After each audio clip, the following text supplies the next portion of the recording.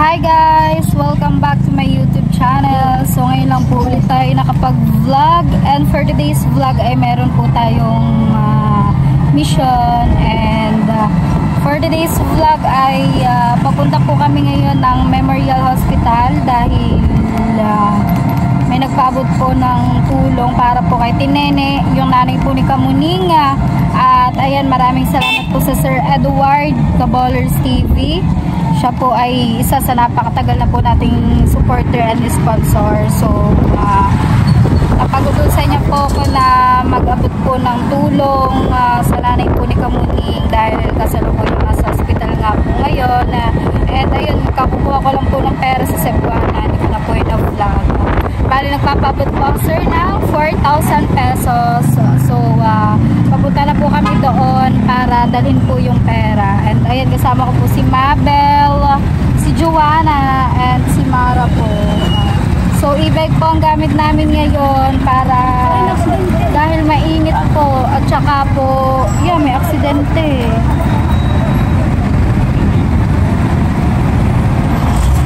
Dahil mainit po at saka para po safe din kasi ang e-bike is mabagal lang ang takbo. Ayan guys, update ko na lang po kayo kapag nandun na po kami.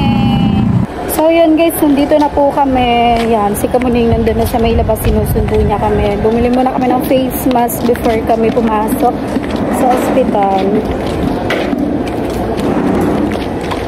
Update ko na lang kayo guys kapag nandun na kami sa loob. So yun guys, nandito na po tayo kala Kamuning. Bawal po pala dumalaw. May siya, may oras, alas 3 ng hapon. Ay alauna pa lang po ngayon. So aabot na po natin sa kanya yung 4,000 na pinaabot ng Sir Edward. Dito Edward, thank you po dito sa 4K. Yan, thank you po. Makabayad na tayo sa butika. Ano yung tako sa butika? Oo, kasi yung sahod mo kasi bayad ko lahat weekend of third. Bakit ba? Di ba nakalabas ng nanay mo na operahan na? Oo, may alisan lang sa puso. Ano yung komplikasyon ba? Bakit siya na-hospital ulit? Sikmura. Silikura ulit sir?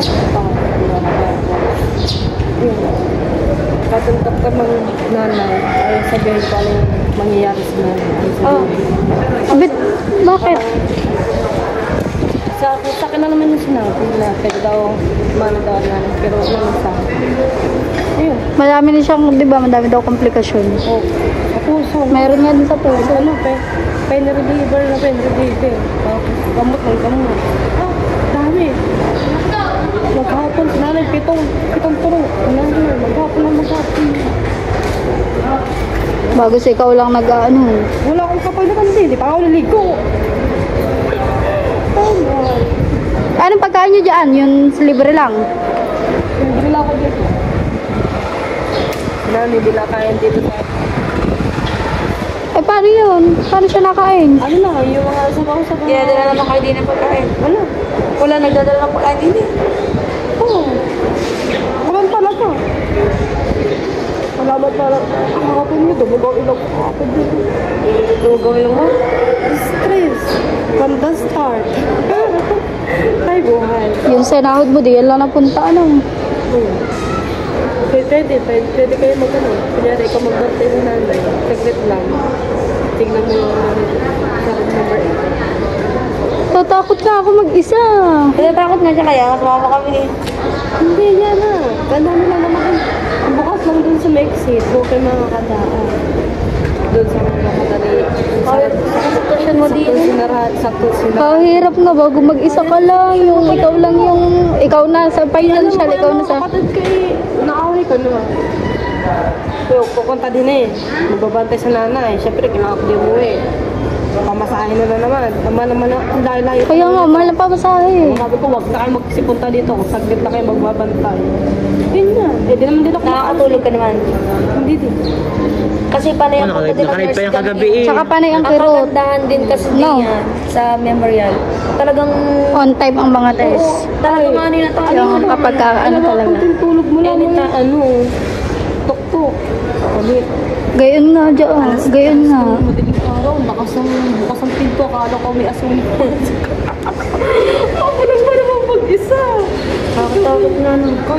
Kung di ako magtakbo ng kumot sa akin, parang wala akong makita eh. CR tapat. Tapos yung pot na hinihigaan ko.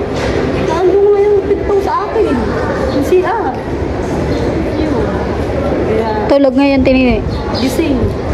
Ano, tinulok ko sila. Tinulok ko na. Ano na pain reliever? Pain reliever.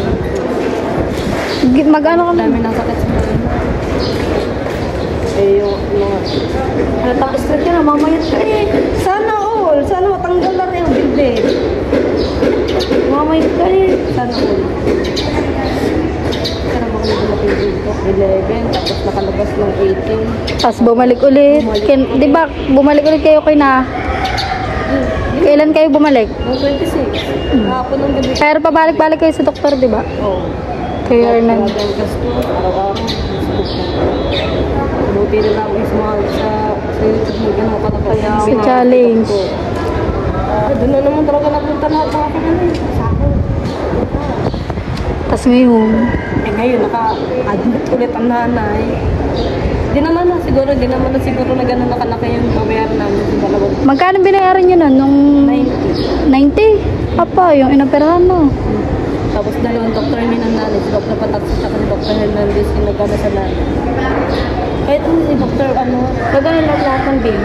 90. 90,000, bukod pa din yung mga gastos na pang personal, yung pagkain, ganun.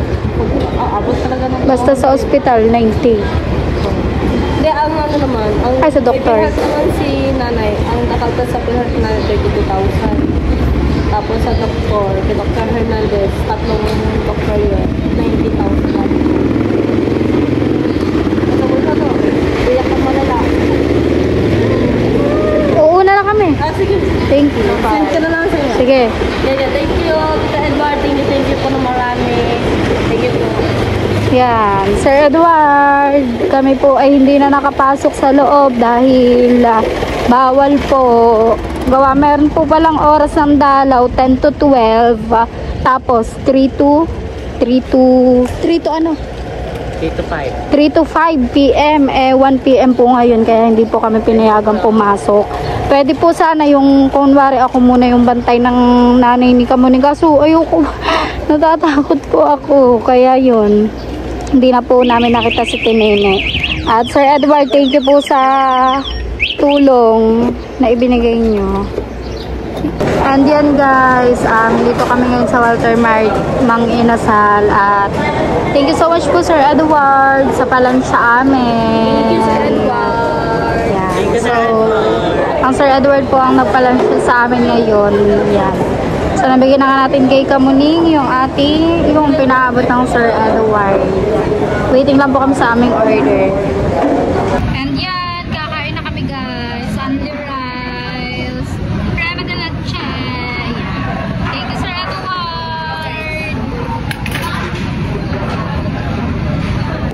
So yun guys, nakauwi na tayo sa bahay. Actually kanina pa at ako ay nakaidlip na. And ayun, maraming salamat po ulit sa Sir Edward Cabolers TV dahil palagi niyo po tayong pinagkakatiwalaan pagdating sa mga ganitong bagay. And syempre salamat po sa pinabot niyo pong tulong sa nanay ni Kamuning. And ayun, thank you so much din po sa lahat po ng mga walang sawang sumusuporta at sa mga nanonood ng vlog na ito. Thank you so much po. At ito ko na po tinatapos itong aking vlog. So sana po nagustuhan ninyo at thank you guys for watching and for supporting me. Ingat po kayo palagi and God bless us all always. Bye!